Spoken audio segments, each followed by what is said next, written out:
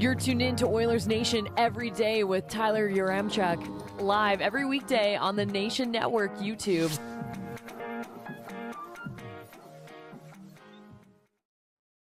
Welcome back. It's officially week 2 of Oilers Nation Everyday, and we are coming to you on regular season eve. I know the NHL technically started over the weekend with the games in Europe, but tonight feels like the real start, and then tomorrow the Oilers begin their season, but it was a busy weekend. There is a lot to get to, and I have an interesting question I want to throw everyone in the YouTube chat, so let's dig into it. Let's start with the lead.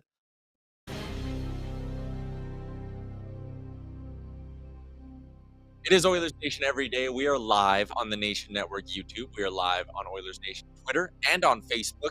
And as always, we are coming to you live from the Sports Closet studio.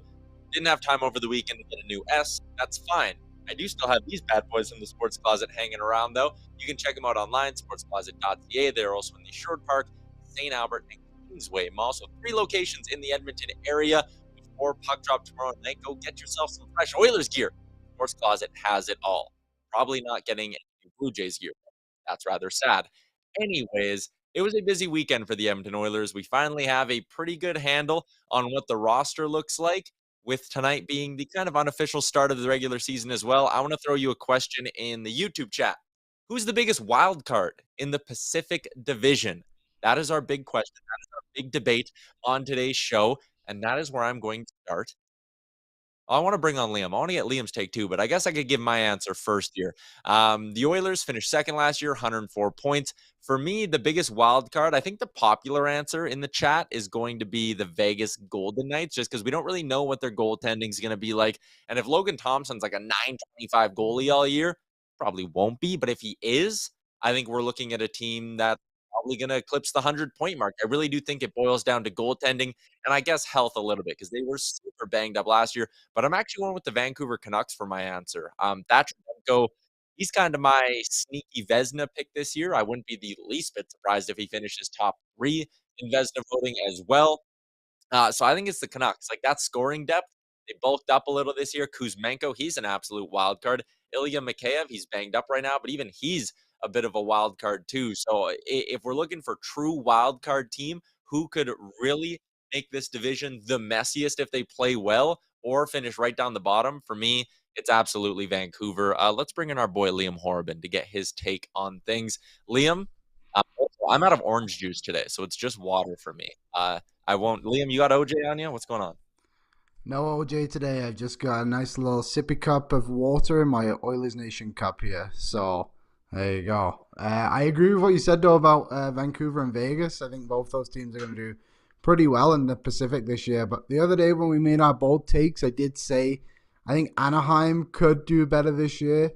I don't know if to say they're going to make the playoffs, but I just like the youth idea of guys like Trevor Zegras, Jamie Drysdale, Mason McTavish as well, who we've all known to love playing for Canada this past year. Like, I don't know. There's just something about them that I like. They feel a little bit mysterious to me, where we don't fully know what these guys are going to be able to accomplish. And I mean, John Gibson's still a good goalie. They just got Ryan Strome and Frank Vetrano too. Like, both of those guys had good seasons last year in New York. There's something about Anaheim this year that I think could push them over the edge a little bit and compete for a wild card spot in the Western Conference. I see Frank has texted me. I see Zach has just texted me. Zach Lang's going to make his show debut in a few minutes here. But that is breaking news from Frank Saravalli, hearing Jason Demers is going to remain with the Oilers organization on a PTO in Bakersfield. Doesn't get much bigger than that, Liam. Jason Demers will stick around. He was on the ice this morning with the team. And it sounds like, according to Frank Saravalli, who will be with us tomorrow on the show, sounds like, according to Frank, it is a AHL PTO. So I'd imagine this is a scenario where the Oilers want to have Demers around, but he probably would prefer to get an NHL contract somewhere. So maybe the stint down in Bakersfield, keep practicing with the team. Maybe he gets into a game or something like that. Maybe that allows him to catch on with another NHL team, or maybe they're saying like, hey, go down on the PTO for a week. If after 7 days, no NHL team gives you a deal, we'll just solidify this with an AHL contract, or we'll straight up sign you, put you through waivers, and then you can go down to Bakersfield after that. But a little bit of breaking news today on the show. I honestly think this is a good move if he does end up staying with the organization. I think it's important to have veteran players within your system, and especially in Bakersfield right now, they're going through a bit of a retooling phase where they've got a lot of guys coming through, like Xavier Bogoza now, Carter Savoy, and like the blue line. If Broberg and Niemelainen are going to be up with the team for most of the year, now you've got Samourkov moved on. It only leaves Vincent Desharnais really as like your true veteran guy down there. I think if the Oilers can keep hold of Demers, like it could be really beneficial for the team down the line with just having an experienced guy in Bakersfield. Another interesting thing was the breaking news we got over the weekend. The Oilers making a trade before the beginning of the regular season, sending defenseman Dmitri Samourkov, the former third-round pick, to the St. Louis Blues in exchange for Klim Kostin, who is a former first-round pick. Kostin, 23 years old, appeared in 40 games with the Blues last season. Only, minimal production, like 11 points in 46 career NHL games. He had 6 points in 17 AHL games last season. He spent some time in the KHL. On top of that, looking at this guy's player card, what stands out is his size. 6'3", 215 pounds. He's kind of listed as a centerman, but I know he spent some time on the wing, and I would imagine that's where the Oilers see him. I don't see him as someone you'd be bringing up to the team to be the fourth line center at any point this season, but I think he's a guy who maybe you bring up and you give him some games on the wing and see what his size kind of does at the NHL level. But he's starting down in Bakersfield. So that's who the Oilers are adding. Former first-round pick, 31st overall, minimal production at the NHL. He's an absolute project.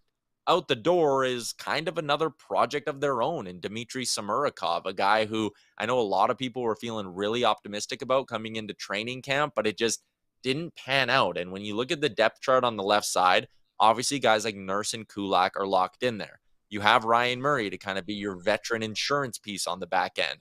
And Broberg didn't have a great camp, but I think he was better than Samourkov. He has the higher draft pedigree. He has the higher ceiling. Samourkov just fell behind him. And then when you fall behind Niemelainen as well, which he certainly did with the way Niemelainen played in the preseason, you sit there and go, what's even the path to Dmitri Samourkov getting games at the NHL level this season in the Oilers organization? Never mind like a permanent role at some point, when it just looks like the left side is so solid this year and so solid down the line with guys like Broberg and Niemelainen kind of just knocking at the door of the NHL club. There was just no spot for Samourkov. Maybe you would have liked to have him down in the American League still, but the player probably sits there as well and kind of goes like, how am I ever going to make an NHL career in this organization when there's so much talent on the left side? So it's a little bit of like swapping a project for a project, and it's just two guys who didn't have anywhere to move up in their current organizations and now come to a spot where maybe they get a bit of a fresh start. Are you at all worried about the Oilers potentially moving on from Samourkov too early, Liam, or do you kind of agree with what I'm saying? Like, there's just nowhere for this guy to go. Yeah, it really did feel like the end of the road for him getting sent down to Bakersfield. Like, we kind of speculated on Oilers Nation Radio, like maybe he'll be the 7th, 8th defenseman with the team for this season. But again, like if you're getting out competed by Broberg and Niemelainen right now, then next season is not just going to be the same thing again. Like, just kind of move on from him, allow the team and the player just to have fresh starts. And I think this new forward that they brought in is necessary for the team to bring in too. Like, low risk, high reward, right? If he doesn't work out, then he just plays in Bakersfield and helps them score some goals. With guys like Lavoie and Savoy out right now, it's something they need. And Brad Malone kind of probably going to fall up and down the lineup too in Bakersfield and Edmonton. So again, just kind of something that worked out for both parties. Yeah, and basically league minimum contract for Kostin as well. Like you said, there's just no risk in bringing a guy like him in. I think he has a better chance of impacting the NHL roster than a guy like Samourkov does this season. So it's kind of simple as that. Other roster news: the Oilers took to the ice, final practice before the season and home opener tomorrow. Our guy Jason Gregor had some lines in the way the Oilers were skating. Kane with McDavid and Puljujarvi, Draisaitl with Dylan Holloway on the left side, and Zach Hyman. RNH centering McLeod and Fogle. The fourth line, Derek Ryan with Kyler Yamamoto on the right side, Brad Malone on the left side. Unsure if Yamamoto's going to be healthy enough to go. I would imagine if Yamamoto's 100%, you would probably have him on the third line. I can't see them starting Yamamoto on the fourth line. It would likely be him and Fogle swapping spots, but no guarantee Yamamoto can play tomorrow night. Brad Malone has at least for the time being, made this team, but it wouldn't surprise me if there's some sort of a swap and Devin Shore ends up back up with the Edmonton Oilers before the start of the season, and maybe Brad Malone's back down in Bakersfield. The logistics of the salary cap is really what's throwing a wrench into some plans here. On the blue line, Nurse and Cece, Barry and Kulak. Interesting. Gregor has Kulak and Barry flip-flopped. It would be Kulak on the left side, Barry on the right side. And then Murray and Bouchard is the third pairing. Demers still skating with the team. So if this is the way they're going tomorrow, Gregor actually notes that Malone and Shore could swap roster spots. Broberg is on the team, like paper-wise, but it sounds like he might be going back down to the American League. And Markus Niemelainen has apparently made this hockey team. Might not be in the lineup on opening night, but apparently he's made the team over Philip Broberg. Does that surprise you at all, Liam?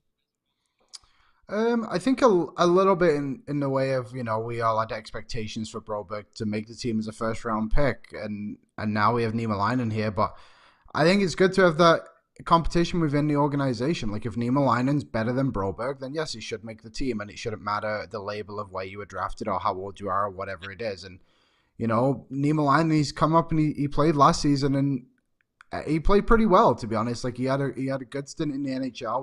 We all know his skating needing to improve, and it looked like it had a little bit.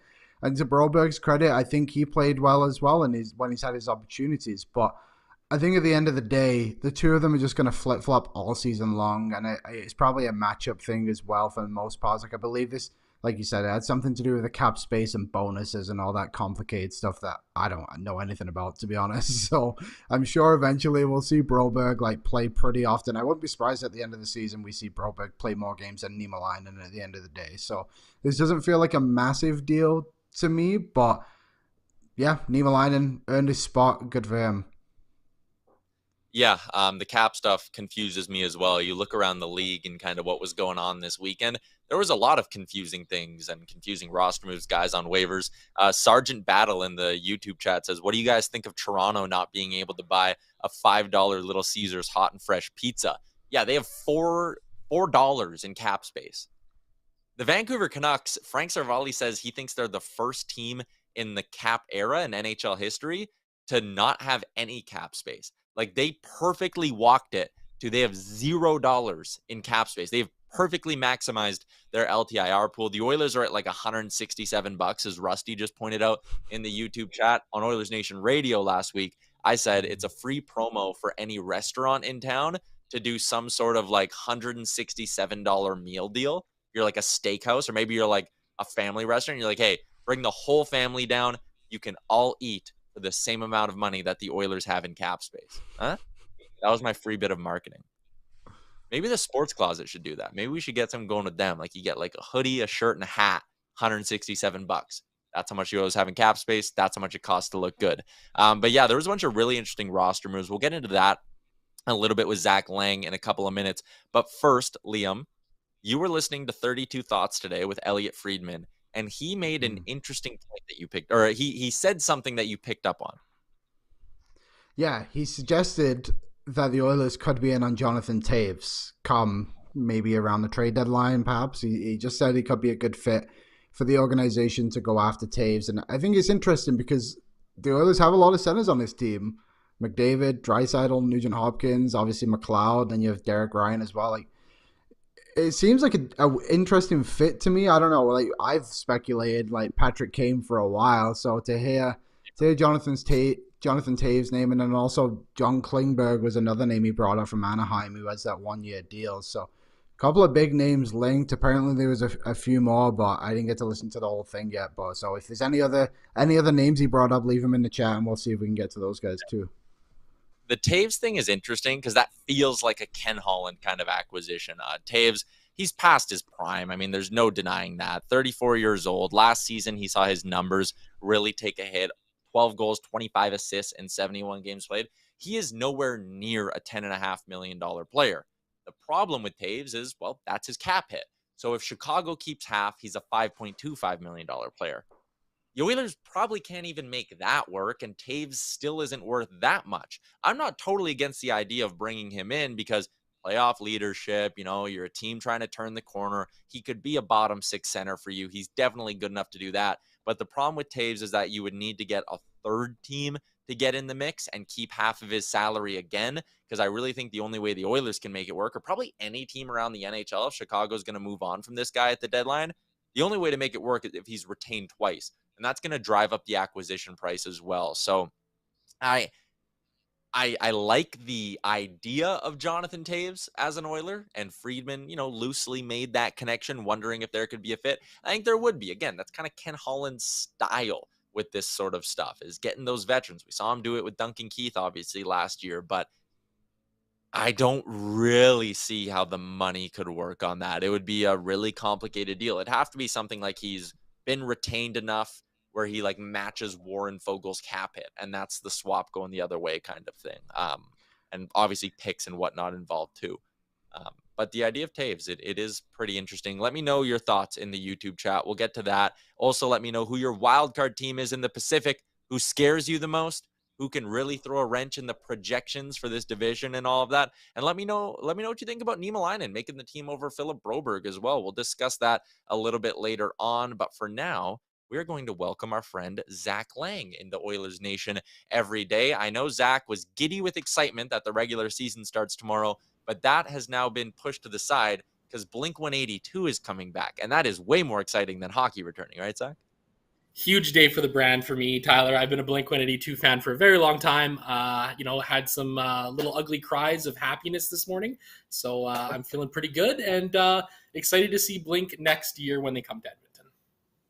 Let's I want to get your thought on kind of everything we've been discussing so far on the show. So we'll move in chronological order here. Over the weekend, Samourkov for Klim Kostin. Did you like that move from an Oilers perspective? Yeah, I did. As you guys kind of talked about, it felt like Samourkov was really kind of blocked in the organization. He had some success last year down in Bakersfield, but it really didn't feel like there was a spot on the NHL roster for him this year. He's kind of a jack of all trades, but doesn't really excel in one area or another. In Kostin, the Oilers are getting back a guy that is kind of a really interesting prospect. I mean, he's got the draft capital of being a first-round pick, albeit a late round one, and he's kind of struggled to find his way in the NHL. Saying he's a project is probably the best term for it. Looking at some of his numbers, his underlying analytics aren't great. He's sub 50% in terms of shot share and goal share, expected goal share, and all that sort of stuff. Interestingly enough, though, he's one of the most physical players in the NHL last year. He laid 15.1 hits per hour, which would be the most of any regular Edmonton Oiler that played in the lineup last year. Yes, even more so than a guy like Zach Kassian.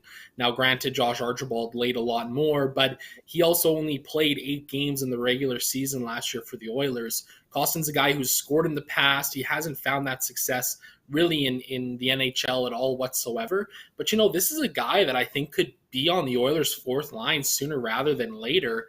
As a guy who's got some size, some skating ability, and a big body, and the willingness to kind of lay the body as well. He's ran into some penalty issues, but he's also one of the most effective players at drawing penalties. So I think it's a little bit of a wash there. Interesting. Another guy who I think could factor into the fourth line throughout the season is James Hamblin. That's a guy who I think a lot of even diehard fans wouldn't have known a lot about coming into this training camp, but he wore the C during the prospects tournament in Penticton, and then he comes into camp and just doesn't want to stop. Like, the guy just works so hard, and that got the attention of the coaching staff because he was one of the last cuts on this team. Hamblin is someone who, we'll see him play NHL games this season. I'm sure of it. Yeah, it wouldn't surprise me in the least. I was really impressed with his game. I didn't really think much coming into training camp, but, I was like, okay, this is a guy who's going to be destined for the American League at the end of the day, and is probably a little bit of a wash. But man, he looked really good. Like, he played up and down the lineup. He played with skilled players. He had that one really nice goal finishing on a McDavid pass in the preseason as well when he was playing top 6 minutes late. He was one of the last cuts in training camp. And I mean, if you're one of the last cuts in training camp, you're obviously doing something right. So it's going to be interesting to see what happens with this guy. As you see on the screen, he had some good production in the American League last year. If he can go down again and be productive, he could absolutely be a guy who's going to get called up, because we all know what the NHL seasons is like, and there's going to be injuries no matter what. I want to have a little Philip Broberg conversation with you, because it seemed like at the beginning of camp, this guy had a roster spot locked up, and that's not the case anymore. Niemelainen played great. Broberg, didn't have a terrible camp in my opinion, but he didn't really look like a guy who wanted to establish himself as an NHLer. I look at this and there'll be some people who sound the alarm bell and are like, oh my God, top 10 picks still can't crack the Edmonton Oilers. And I think it's funny how a couple weeks ago when all the Chikrin rumors are going around, we hear stuff about, oh, the Oilers won't move Broberg in that deal. Like Broberg's untouchable, but yet he's not making the NHL team again. I'm like 5 out of 10 concerned with the fact that he once again isn't going to be an everyday NHLer to start the season. Are you at all concerned about Philip Broberg? Yeah, I think a 5 out of 10 is probably the best way to put it. I mean, there's two sides to this equation, right? You know, when we look back at his draft year, guys like Trevor Zegras, Matthew Boldy, Cole Caulfield, Alex Newhook are all guys who were taken in the 8 picks immediately after the Oilers selected Broberg. All of these players are impact players or are about to be impact players in the NHL. You look at Zegras, he's a young superstar. Boldy's coming into his own in Minnesota. Cole Caulfield looks like a guy who can be a 40 goal scorer in the NHL. And Alex Newhook, well, he's going to be on the second line in Colorado, filling in for Nazem Kadri. And then you got Philip Broberg, who, yes, he played some NHL games last year. He's put on some size, which I think is great and something he needed to do. But he still doesn't seem to know how to play in that body right now, in that extra size. So I think there's two ways you can look at it, right? You know, there's, first of all, you can say, oh, well, you know, he's probably going to be a bust. The Oilers might be lucky to get him as a third pairing defenseman one day. That's totally possible. On the other side, he's still only 21 years old and entering his second season of pro hockey in North America. You know, the Oilers are really high on this guy as a prospect. I don't think he would be untouchable. I don't think he should be untouchable. It's the old Family Guy saying, you know, you can have the boat or the mystery box, right? You know, Broberg's still kind of that mystery box, and Chikrin rather is the boat, right? At the end of the day, I'm not overly concerned about Broberg. You know, he's got a good opportunity to go down to Bakersfield, play 20, 25 minutes a night. He'll be on the power play, he'll be on the penalty kill, and he'll probably play 30, 40 games in the NHL by the end of the season. Yeah, that's a good angle of all this as well. Like, I'm not writing off Broberg as an NHLer by any means. Far, far from it. A little disappointed he couldn't crack the team this year, but for a 21-year-old D-man to go play 22 to 25 minutes a game in the American League and only his second pro season in North America, like you pointed out, there's really nothing too wrong with that. But right before we brought you on, we were talking about the idea of potentially adding Jonathan Taves. Friedman very loosely hinted at it in the latest 32 Thoughts. Huge cap hit, huge resume, playoff performer, all of that stuff. But that cap hit, what would you think about the idea of possibly adding Jonathan Taves? Well, I mean, you know, I think there's obvious connections here between Edmonton and Chicago after Duncan Keith, right? You know, you look back at what happened, and it's easy for Taves or Patrick Kane, as I know Liam would love, for either of those guys to come to Edmonton off the recommendation of Duncan Keith alone, really. I mean, Keith had nothing but good things to say about his time in Edmonton. When it comes to either Kane or Taves, the obvious concern is the cap hit, right? You're looking at Chicago having to retain 50% salary and probably another team retaining another 50% of Taves' salary to bring him down to the 2.5-2.75 million mark. And as you mentioned, Warren Foegele, that's his cap hit. So there's a world where it could happen for sure. If I'm the Edmonton Oilers, I'm doing everything in my power to win the Stanley Cup this year. That would include going after a guy like Jonathan Taves. That would include trading top-end prospects. That would include trading first-round picks this year and next year. This Oilers team is win-now mode, and Taves would be a great addition to the Oilers' bottom six. It would be immediately put the Oilers as the top contender for the Stanley Cup if they were to land him. Yeah, I mean, what he would do to the depth, you're right, is huge. Like a third line, if you could run out like a Taves, McLeod, whatever combo on your third line, that could be really, really nice. Zach, appreciate the time. Thanks for hopping on the show. We'll chat later. Thanks for having me, Tyler. All right, there you go. That is Zach Lang. Let's do this. Let's get to the draft. Look at me talking over my own bumpers. Yeah, shout out to Zach Lang for hopping on the show. Let's take a quick peek at what's going on in the chat. Sergeant Battle, with the rumors of Larkin possibly being traded at the deadline, is that a guy who could fit on the Oilers? And Rusty says Larkin would be fun. It'd be fun, but a guy like Larkin at the deadline, that's probably, again, first and a prospect territory if you're going to go get him. I don't know if he's the best fit for this team. He wouldn't say, like, he's obviously so far from a bottom six center. So if you bring him in, you're moving him to the wing. He doesn't play a ton of wing. at what the acquisition price would probably be for a guy like Larkin, if you're going to go all in for a forward, go get Patty Kane, right? That's the easy one there. He would fit in better with the top six. I don't see Larkin as a great fit or a realistic fit. Like Taves makes sense because he's a 3C and he's not going to cost you a first round pick. It's going to be a mid-round pick probably to the team that keeps the other 50%. And it's probably going to be like a young prospect or a young roster player going. And by roster player, I mean like a Fogle, someone for cap reasons. Definitely not like a Puljujarvi or a Yamamoto or whatever. It'd be someone going, the cost is less for Taves and he's playing a lesser role. Larkin, I just don't see that as a great fit.